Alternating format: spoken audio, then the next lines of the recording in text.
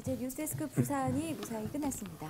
자, 오늘 또 리포트 기사가 유난히 많아서 우리 또 보도국의 기자들이 열심히 취재한 내용들이 이제 부산 전역에 뉴스로 나갔는데 이제부터는 취재 후에 그 뒷담화를 들어보는 시간을 갖겠습니다. 조금 더 목소리 크게 할까요? 네, 마이크가 여기 있습니다.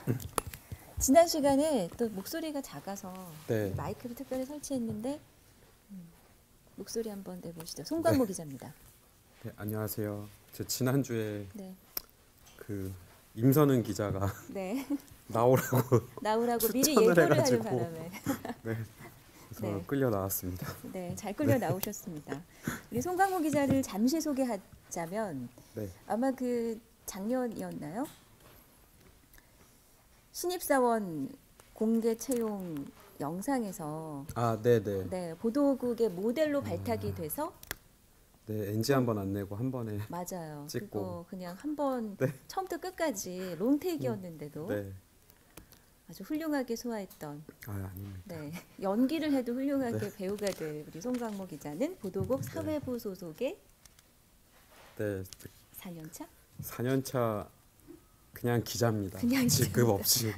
네, 저 칭찬을 많이 안 받아봐서 네. 어색한데요. 오늘 뒷담화에선 네. 칭찬 많이 받으실 네. 거예요 앞으로. 자, 오늘 이제 우리가 얘기해 볼 뒷담화는 지난달 2월의 마지막 날을 정말 그 깜짝 서프라이즈 뉴스로 장식했던 사건 사고였죠.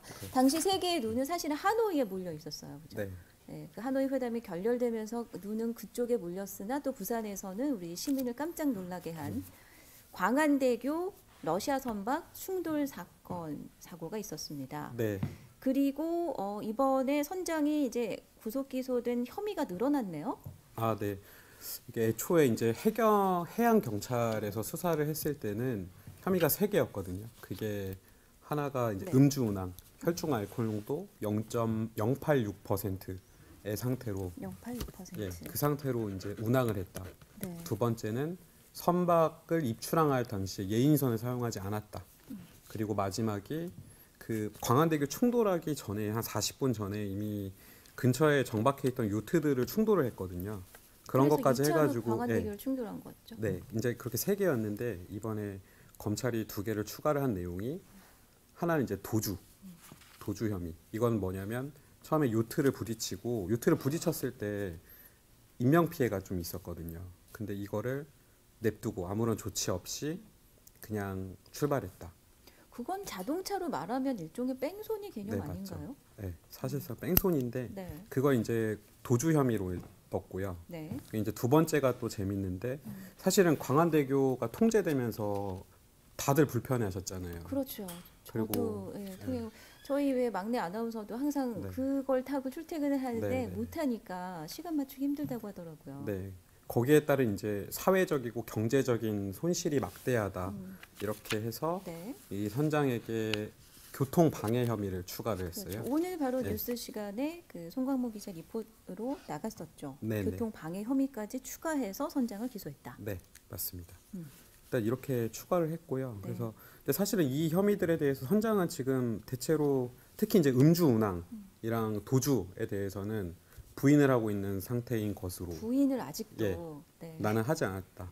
항상 계속 얘기를 하는 게 그 배를 타기 전에 술을 마신 게 아니고 사고가 난 이후에 자기가 술을 마셨다라고. 당황스러워서. 이게 그때 뭐 꼬냑 마셨다고 그랬잖아요. 네, 좀 상식적으로 보면 좀 어렵죠. 이게 그 이해하기가 어려운데 이제 그렇게 부인을 하고 있고 네. 도주 같은 경우는 자기는 이제 사고를 인지를 잘 못했다 이런 식으로 부인을 하고 있는 것 같아요. 근데 사실 이게 당시 사고가 났을 때 해경 VTS라고 하죠. 뭐 교신 내용들을 보면은 이 선장이 애초에 사고가 났다고 보고를 하거든요. 그리고 이후에 선원들한테 아무 말도 하지 말라고 하고 그 다음에 추후에 이제 충돌은 없었다라고 해라.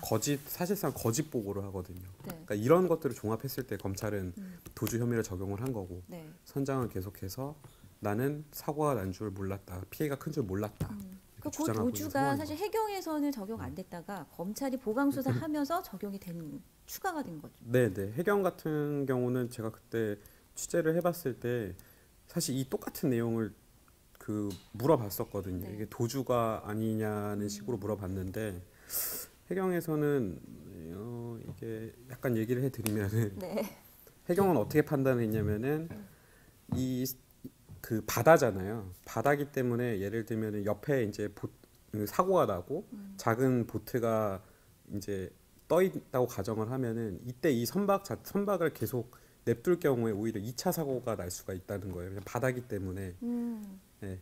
그래서 이제 이 선장이 자기 자의적으로 2차 사고를 막기 위해서 또 부딪히는 걸 예, 피하려고 네, 갔다. 좀 약간 안전 해역으로 뺀 걸로도 볼 수 있다. 이렇게 판단을 했더라고요. 더 널찍한 바다로 네. 갔다 말하자면. 예. 네. 그래서 이제 해경 측에서는 도주로 보기에는 조금 어렵지 않느냐라는 입장이었는데 검찰은 이거를 이제 도주로 볼 수 있다라고 네. 해서 그래서 총 예. 5가지 혐의가 적용이 됐습니다. 네, 맞습니다. 그러면 선원들도 같이 있었잖아요. 네, 거기는 당시에 처벌을 안 받습니까? 당시 이제 선장을 제외하고 선원들이 14명이 타고 있었거든요. 네. 근데 일단은 결론적으로 말씀드리면 이 14명에 대해서는 현재 뭐 아무런 처벌을 받지는 않고요. 그 이유 같은 경우는 이제 사실 일반의 상식으로 보면은 네. 선장이 술을 먹고 배를 잡았고 또 다 알 거 네. 아니에요. 상식적으로 봤을 때. 네. 그렇다면 어떻게 보면 이게 방조한 거 아니냐라고도 볼 수가 있잖아요. 네. 우리 왜 그 음주운전은 동승자도 같이 처벌을 받잖아요. 네네. 근데 방조한 걸로도 볼 수 있지 않냐 이런 의문을 가졌는데 저도 가졌거든요. 네. 근데 일단은 그 적용할 수 있는 게 해사안전법이라고 사고가 났을 때 해사안전법과 형법 이 정도 적용할 수 있거든요. 네. 근데 방조죄 같은 경우는 해사안전법에는 안 들어가 있고 형법에 들어가 있는데 일단은 이 부분에 대해서 결론은 뭐 방조했다고 볼 만한 구체적인 증거를 찾기가 어렵다라는 게 뭐 검찰의 입장이었어요. 그래서 이 부분은 방조로 보긴 좀 힘들지 않느냐 이런 입장. 이걸 좀 더 구체적으로 풀어드리면 그 방송에서 그 블랙박스 영상 같은 게 많이 공개가 됐잖아요. 거기 보시면은 선장은 계속 뭐 이렇게 돌려서 가자라고 하고 실제 그 운전대를 잡은 네. 1항사는 못 돈다고 계속 얘기를 러시아 하거든요. 말로만. 예. 네. 그러니까 1항사 같은 경우는 이제 사실 선장의 그런 판단에 대해서 못 돈다라는 식으로 얘기를 하고 어떻게 보면은 그 선장의 지시를 조금 이렇게 못 믿고 막은 걸로도 볼 수가 있는데 이런 거를 봤을 때 이게 그 무작정 뭐 방조했다 이렇게 보기도 힘든 상황인 것 같기도 하고. 그야말로 다툼의 여지가 있네요. 네, 다툼의 여지가 있고. 네. 그래서 그래서 일단 이게 방조죄는 적용이 안 됐고. 14명은 예. 일단 처벌을 안 받는 걸로. 네, 그리고 맞습니다. 오늘 리포트를 보니까 28억 원이 복구 공사비로 나왔는데 이거 네. 어떻게 나온 계산인 거죠? 네, 일단은 현재까지 이제 추정치인데요. 그게 네. 28억 4천만 원이거든요. 근데 여기에는 일단 시설, 그러니까 부서진 부분을 보강을 해야 거기 되니까. 어디 구멍 났죠? 네, 구멍 나고 좀 크랙이 있었죠. 그러니까 그래서 시설. 지금도 여기다 건너면서도 네. 불안하다는 불안하죠. 분들이 계세요. 송강호 기자도 불안하죠, 솔직히. 네, 저는 근데 글로 안 다닙니다. 안 다니 일부러 안 다니는. 네, 일단 여기에 시설 유지 보수 공사비랑 네. 그리고 인건비, 안전 점검 비용, 그리고 또 하나 중요한 게 통행료 손실 비용. 아 맞다. 그쪽으로도 통행료. 많이 가거든요, 사람들이. 그러니까 그런 거를 대략적으로 계산을 했을 해보니 28억 4천만 원이 나왔고 이거는 사실 이제 좀 더 구체적으로 따져 보면 더 늘어날 수도 있는 부분인 거고요. 네. 일단은 이런 식으로 나왔고. 그래서 시가 네. 먼저 이제 예산을 집행한 다음에 구상권을 그러니까 네. 선박회사에 그렇죠. 청구를 하는 네. 형식이 되는 일단은 당장에 이제 조치가 필요한 거잖아요. 그래서 당장에 일단 시 예산을 투입을 하고요. 네. 그리고 향후에 선사 측에 이제 구상권을 청구할 계획인데 이게 구상권을 선사들도 보험사를 끼고 있잖아요. 그렇죠. 이게 보험사는 이제 다투다 보면은 시간 오래 사실 걸려. 예, 그 이제 일반 교통사고도 보면은 네. 나는 잘못을 안 한 것 같은데 7대 3이 나오고 맞아. 이러잖아요. 억울할 그러니까 때 이게 있죠. 예, 사실 그렇기 때문에 이제 부산시에서는 하나 더 조치를 취한 게 이 충돌한 선박을 이제 법원에 이제 빠져나가지 못하도록 일단은 정지를 하도록 하는 어떤 신청을 했고 네. 여기에 딸려서 이제 경매까지 갈 수 있도록 길을 터놨거든요. 경매까지. 예, 만약에 이게 돈 이제 일단 사실 10이면은 우리가 일상적으로 내는 그 세금 다 들어가 있는 거잖아요. 그러니까 네. 충돌은 그들이 했는데 일단 내 돈으로 네. 막는 거잖아요. 그렇죠. 네. 이걸 또 못 받을 가능성도 없지는 않으니까 음. 그래서 이제 구상권 플러스 이제 안 되면 이제 이 선박과 경매 절차까지 진행하겠다. 네. 현재 구상은 그러고 그러니까 있습니다. 외지인들은 사실 네. 그 광안대교가 우리 부산의 랜드마크여서 야 광안대교 아직 뭐 통제야 아니면 잘 다녀 이렇게 물어보거든요. 지금 정확한 상황은 뭐죠? 어디가 어떻게 현재는 통제되고 있죠? 일단은 그 광안대교 저기 49호 광장 입구가 네. 그 부분이 이제 사고가 난 부분이거든요. 거기가 2차로고 광안대교로 진입하는 구간이에요. 그러니까 거기서 사고가 최초에 났을 때는 이 두 차선이 전부 다 통행 제한이 돼서 차들은 다 우회를 해야 되는 상황이었고 현재는 이 중에 한 개 차로만 개방을 했어요. 두 차로 중에 한 개 차로만 개방을 했고 근데 또 여기를 지나갈 수 있는 차는 네. 12인승 아래 아, 미만 이하만. 이하 네. 그리고 1톤 이하 이렇게 제한적으로 다니거든요. 아빠 전화 왔는데 아버지가 아버님 지금 네, 뒷담화하는지 아직 모르시는. 네, 현재는 이렇게 부분 통제죠. 네. 그 상태가 이어지고 있고 시에서는 빠르면은 5월 1일부터 네. 전면 개방을 할 수 있도록 지금 노력 갑자기 중인데 궁금한데 아직 아빠라고 부르시나요? 아버지. 왔다 갔다 합니다. 아, 네. 자, 그래서 30대 초반. 그러면 그 통제 구간을 내려갈 수는 있고 올라갈 수는 없는 건가요? 아까 그 통제 구간이 아니라 네. 그 49 광장 쪽으로?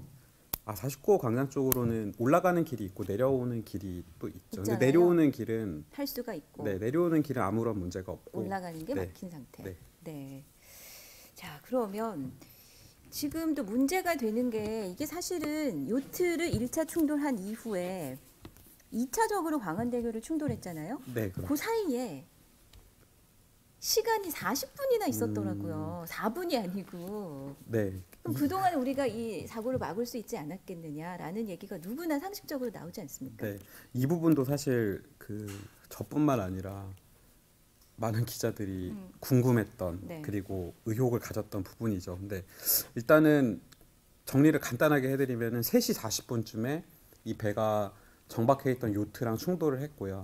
그리고 신고가 들어왔고 한 4시쯤에 일단 1차 해경 구조정이 도착을 했고요.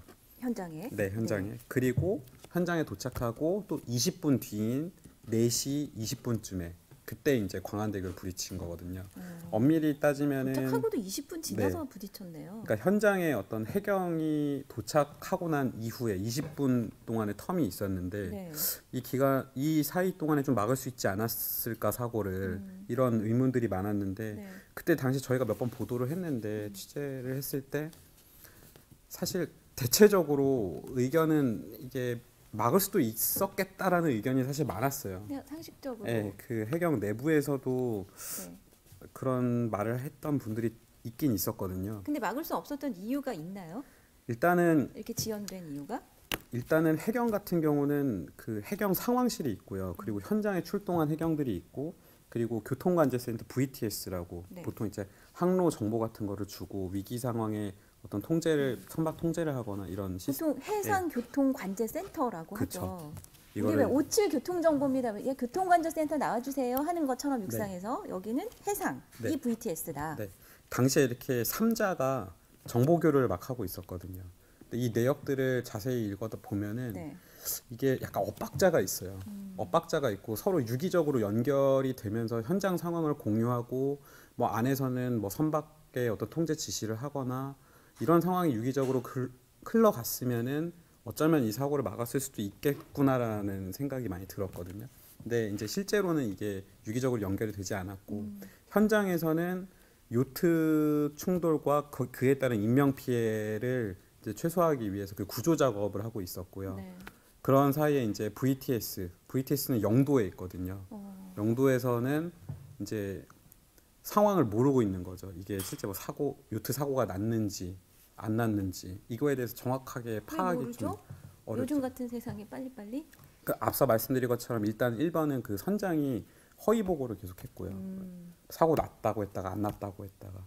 근데 이게 이제 1차 이유고 2차 이유는 따지고 보면 사실 현장에 있는 사람이 얘기를 해줬으면 되는데 이런 어떤 그 원활한 커뮤니케이션이 안 되지 않았나. 네. 일단 이렇게 볼 수도 있고, 근데 이 부분은 이게 2014년 이후에 이 VTS 기능이 다 해경으로 넘어왔거든요. 네, 우리가 그 근데 사실은 세월호를 계기로 해서 네, 어떻게 보면은 현재는 이제 VTS가 해경으로 다 넘어와서 서로 이제 유기적으로 어떤 정보 교류를 해 나가고 훈련해 나가는 과정으로도 볼 수 있거든요. 그래서 네.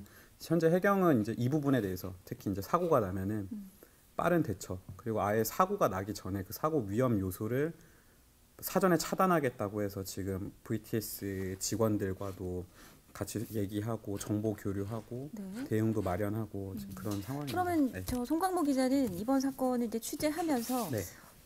이런 점이 문제였다. 앞으로 이런 점이 개선돼야 되겠다라고 느낀 게 있나요? 일단은 제가 가장 크게 느꼈던 거는 그 일단 VTS는 방금 말씀드렸으니까 더 얘기 안 드려도 될 것 같고 네, 통제권 이게 명확한 거는 음주 운항을 한 거잖아요. 이게 0점. 예, 물론 지금 아직 혐의지만 이제 뭐 법원에서 더 따져 봐야겠지만 086이면은 그 얼마나 몇 배? 세 배? 세 배가 넘는다고요? 일단은 예, 배 같은 경우는 0.03%가 넘으면은 배를 몰 수 없거든요. 네. 근데 이제 3배가 넘는 수준으로 이제 술을 마셨고 근데 문제는 그거 선원들이 많이 있었잖아요. 근데 이거를 제지하거나 할 만한 어떤 장치가 없더라고요. 그러니까 법에. 선원들이 예. 선장을 신고할 만한 장치가 없었다. 네, 예를 들면은 뭐 사실 저희 그 육상에서 차를 몰다 보면은 뭐 동승자도 처벌한다 이런 내용도 네. 있잖아요. 근데 배 같은 경우는 그런 장치가 안 돼 있어요. 이렇게 공동 처벌뿐만 아니라 예를 들면은 뭐 의무 신고라든가 뭐 선장이 술을 먹고 키를 잡으려고 하면 어딘가에 반드시 신고를 해야 되거나 네. 아니면은 그걸 보고도 그대로 운항을 했을 경우에 또 사고를 냈을 경우에 선원들도 뭐 공동으로 어떤 책임이 있다 이런 식의 어떤 법적인 장치는 안 돼 있거든요 현재. 그래서 사실 이런 부분을 좀 강화하는 것도 네. 좋은 방안이라고 그게 왜 공감이 생각이 들었어요. 되냐면 네. 사실 그런 장치가 없이 자발적으로 신고하기가 어려운 문화가 아닌가. 네. 배 안은 좀 특수하잖아요. 일단 네, 출항하게 사실 되면 그렇죠. 뭔가 그들만의 그 독립된 공간이기 때문에 선장이 어떻게 보면은 네. 그 말이 왕이고 뭐 그런 독특한 선장이 문화가 있어서 네, 선장이 사실 저도 이제 배를 타보진 않았는데 그냥 들어 네. 배 안의 문화가 어쨌든 상명하복의 문화가 명확히 명확히 이제 규정되어 있고 네. 사실 어떤 모든 결정은 선장이 하게 되어 있거든요. 왜냐하면 선장이 그 배의 상태를 제일 잘 알고 네. 또 그만큼 경력으로 이 바다의 상황을 잘 안다라고 그렇게 이제 전제를 해서 또 어떤 그 위급 상황에서는 그게 분명 네. 필요하기도 해요. 그렇죠. 네.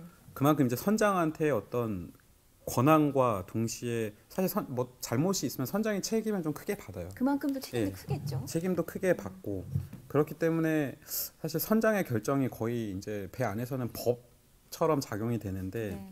이게 이 음주 운항 같은 경우에는 이게 좀 나쁘게 작용하는 예라고 보여져요. 맞아요. 그런 문화 때문에 어쩌면은 그 선원들이 이게 잘못된 걸 알면서도 네.